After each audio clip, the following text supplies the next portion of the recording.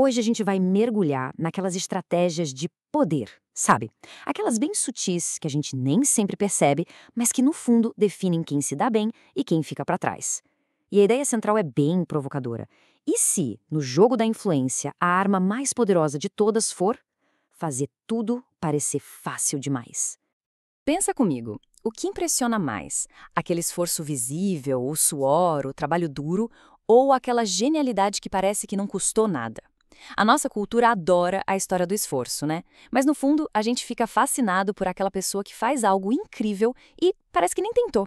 É como se o talento simplesmente brotasse. É justamente essa tensão, sabe, entre o que é real e o que parece ser que a gente vai explorar agora. Ok, então, para começar a entender essa dinâmica, a gente precisa falar sobre o poder da aparência. Porque vamos ser sinceros, no mundo da influência, da interação social, a percepção é quase tudo. Muitas vezes o que os outros acham que a gente fez é mais importante do que o que a gente realmente fez. E a regra de ouro aqui é essa: nunca pareça estar se esforçando demais. Eu sei, parece o contrário de tudo que a gente aprende, né? Mas pra pensar, quando o esforço é muito óbvio, ele pode até levantar dúvidas. Tipo, será que essa pessoa é talentosa mesmo ou só tá se matando de trabalhar pra compensar alguma coisa? Manter os bastidores escondidos, o making off em segredo, cria uma aura de maestria, de controle total. E isso nos leva direto para uma técnica bem específica que encapsula essa ideia. É a chamada arte do desinteresse. Olha só que interessante a palavra usada aqui, performance. Porque desinteresse, nesse contexto, não é sobre não se importar. Muito pelo contrário, é uma atuação, uma estratégia calculada para fazer tudo parecer natural, como se fosse um dom. Pensa na diferença. Tem aquela pessoa que fala, nossa, virei a noite estudando para essa prova. E tem aquela outra que chega, entrega um resultado incrível e quando perguntam só dá um sorriso tranquilo. O efeito é completamente diferente. E o impacto psicológico disso é enorme. Primeiro, cria essa ilusão de genialidade, né? Como se a pessoa tivesse nascido sabendo. Esse jeito tranquilo, meio não foi nada, acaba sendo magnético, atrai as pessoas. Porque, por outro lado, ficar mostrando o quanto se esforçou pode soar como ostentação, quase como uma reclamação. Agora, fazer algo super difícil com elegância, isso sim projeta uma imagem de poder, de confiança que não se abala. Beleza, mas quem seria o mestre absoluto dessa arte? Existe um modelo? Sim, o material que a gente está analisando nos apresenta uma figura, um arquétipo que é a personificação dessa estratégia. Uma pessoa que vive num ambiente onde poder e política são o ar que se respira. Vamos conhecer? O cortesão perfeito. E olha só o verbo aqui, represente. É uma instrução, um comando.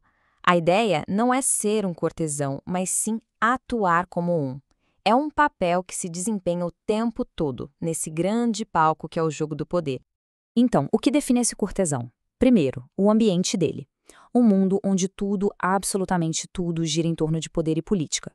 E as ferramentas que ele usa não são a força, a porrada na mesa, a ambição escancarada. Não. São a influência sutil e, essa palavra é chave, a dissimulação. Que nada mais é do que a arte de esconder o que realmente se quer e, claro, esconder todo o esforço por trás. O método dele é bem claro, quase um passo a passo.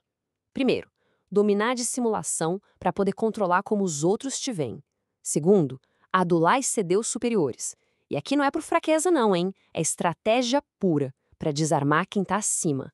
E por fim, garantir o poder aos pouquinhos, de um jeito tão sutil, tão dissimulado que mal se percebe e, o mais importante, sem criar inimigos pelo caminho. E essa comparação aqui deixa tudo ainda mais claro. De um lado, você tem a abordagem da ambição declarada. A pessoa mostra o esforço, bate no peito, afirma o poder diretamente. Do outro lado, tem o jeito do cortesão. Ele pratica essa facilidade, age de forma dissimulada. Qual o resultado?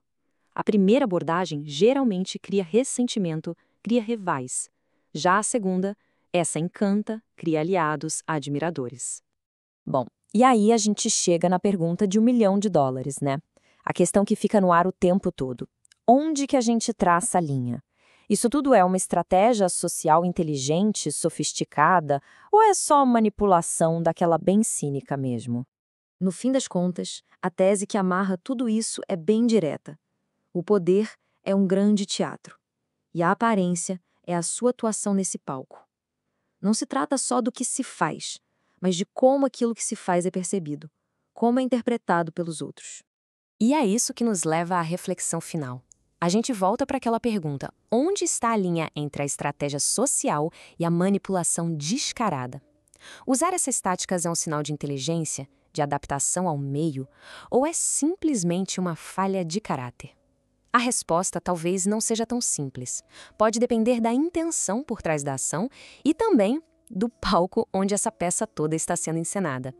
É uma questão que vale a pena levar para pensar, não é?